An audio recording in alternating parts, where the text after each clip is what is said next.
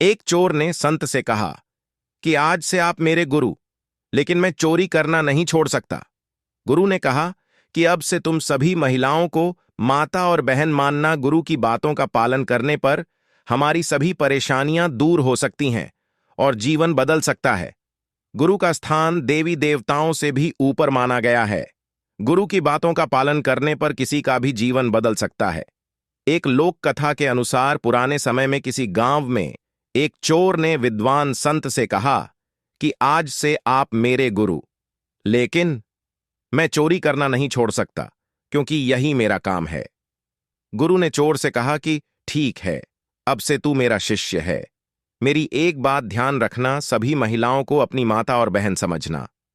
चोर ने ये बात मान ली। ये लोग जिस गांव में रहते थे, उस राज्य के राजा के यहां कोई संतान नहीं थी। इस वजह से राजा अपनी रानी से गुस्सा था और रानी के अलग महल में रहने भेज दिया था। संतान न होने की वजह से रानी भी बहुत दुखी थी। एक रात चोर रानी के महल में चोरी करने पहुंचा। रानी ने देख लिया कि चोर महल में घुस गया है। महल के चौकीदारों ने भी चोर को देख लिया और उन्होंने राजा को खबर दे दी। रानी ने चोर से कहा कि तू यहां कैसे आया है? चोर ने जवाब दिया कि मैं घोड़े से आया हूं।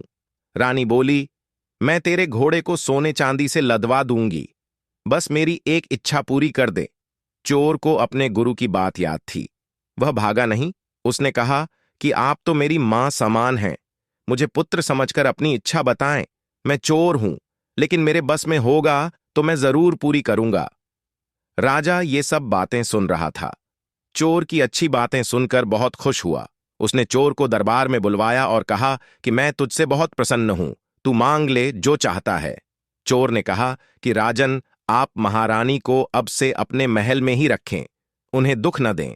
राजा ने चोर की बात मान ली।